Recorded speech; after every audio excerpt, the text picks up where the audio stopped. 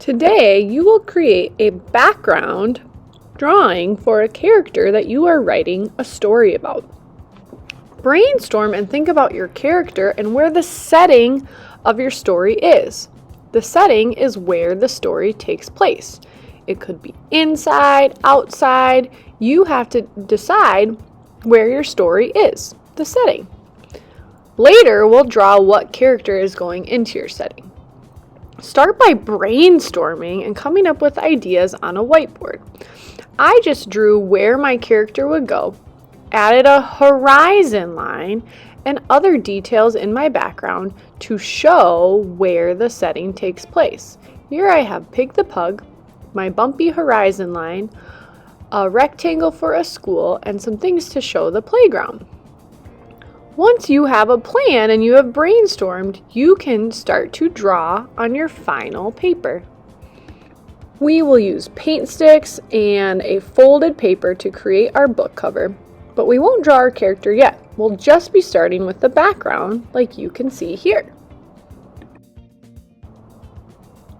When you're ready to get started, start with your horizon line. You can draw in other things you might want in the background too using a pencil. Then you'll go over your horizon line with your paint markers.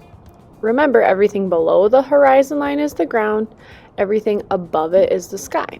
You can add so many extra details when you're creating your background with your paint markers. Make sure that you're pushing hard and filling in the space. When you're done, you can use water and a paintbrush to spread the colors and to fill in any white spots.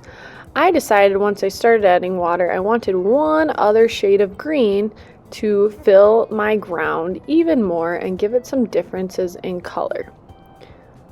If you scrub with a little bit of water and your paintbrush, these colors will mix and flow just like paint. If you're switching colors, make sure you clean it off. Notice how a little bit of green got into my sky, so I wiped it off, cleaned my brush, and then spread my sky colors as well. Be careful when you're going around things, as you don't want colors to mix that aren't supposed to mix. Go slowly and carefully, take your time, and do your very best work.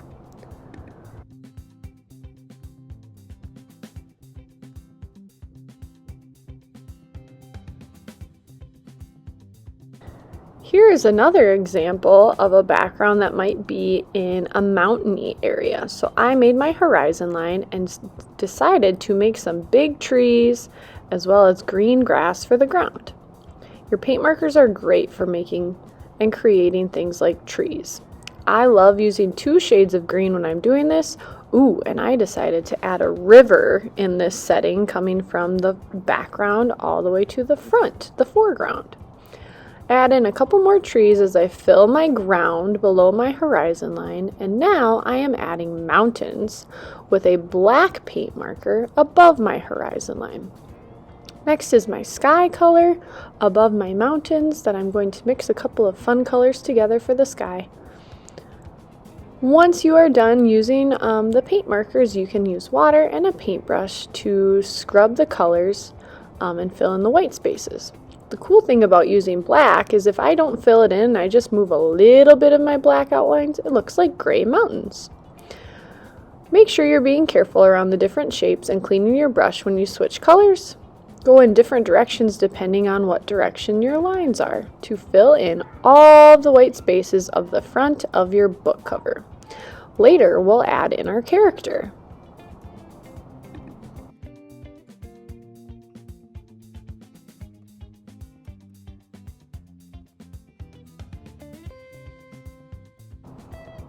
Once your background is complete, you will get a separate piece of paper while it is drying and start to draw your character.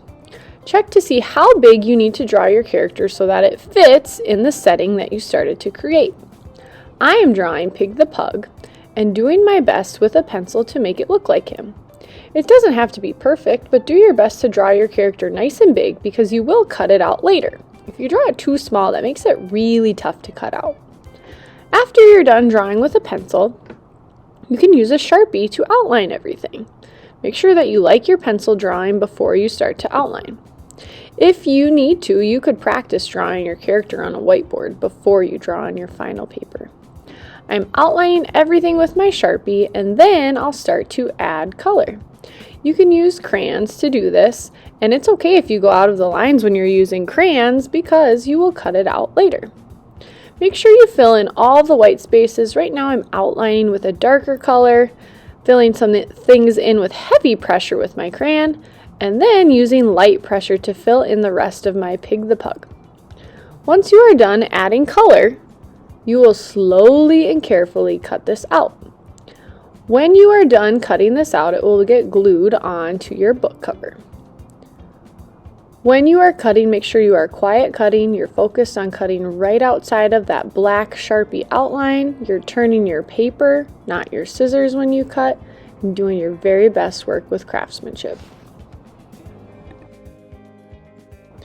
When your book cover background is dry, we will take your cutout character, glue it on to the cover so that it is ready for you to add your story inside.